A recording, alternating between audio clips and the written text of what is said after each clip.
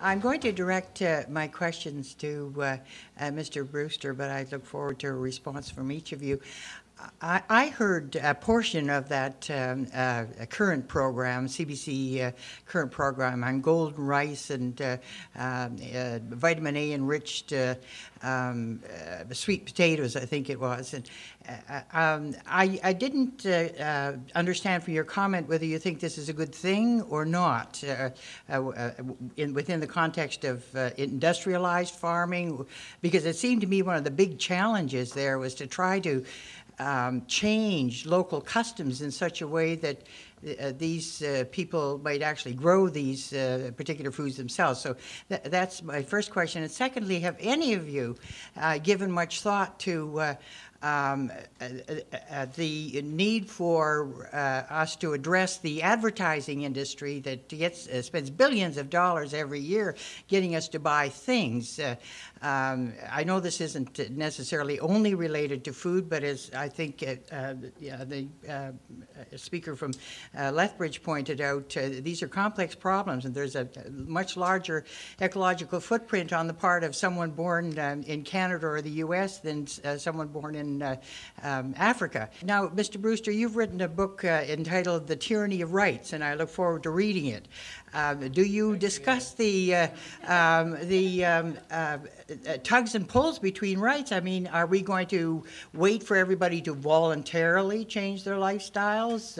Are we going to make medically subsidized fertility pills available to privileged people and just say, not good, amoral, and leave it at that? Or are we going to have to probably reluctantly move to a more assertive form of regulation, government? I don't know. I know these are blasphemous ideas in a democracy-loving country like our own, but I just toss that out.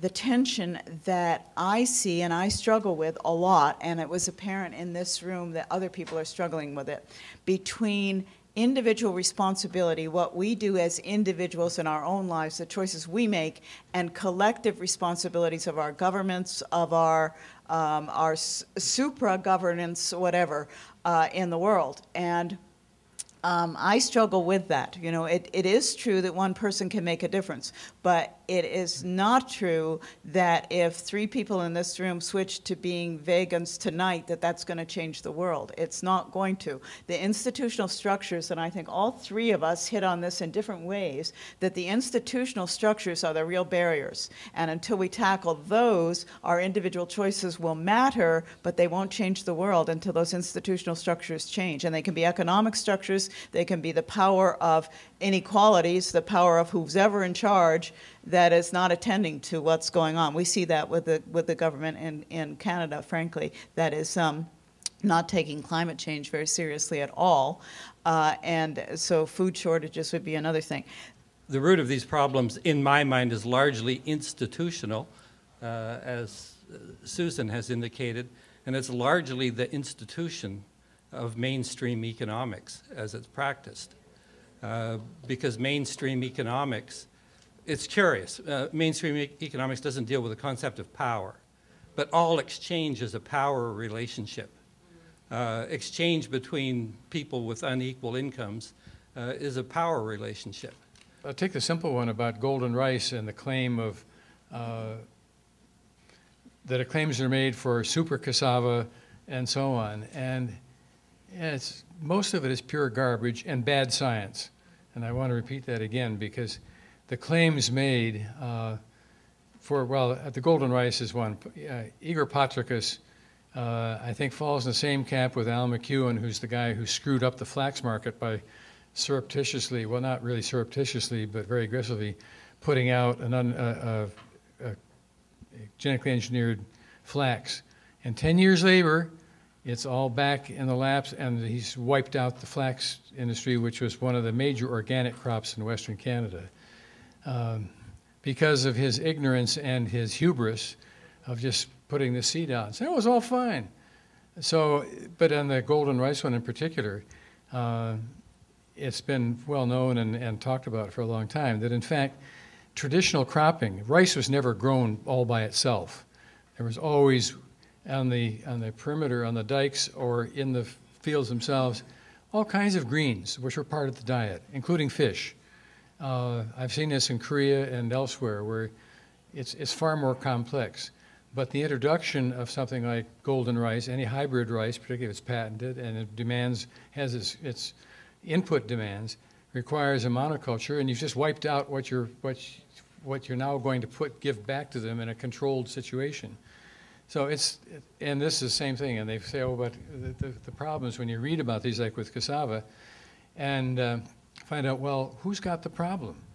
And very often it is somebody in a corporate lab that has created a problem for which they have an answer. And the answer is control and profit. And I think we have to be really very hard on that, what is being sold as science.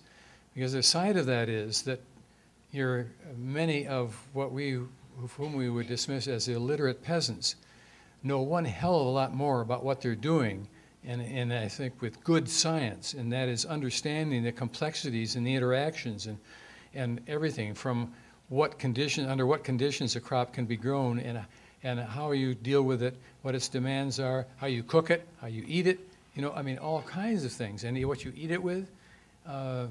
I mean, I've had the privilege of seeing, sort of an illiterate peasant seed keeper in a village in India able to describe sort of 87 different varieties of the local crop, and knowing, taking up in some and smelling them and feeling them and telling you all about it.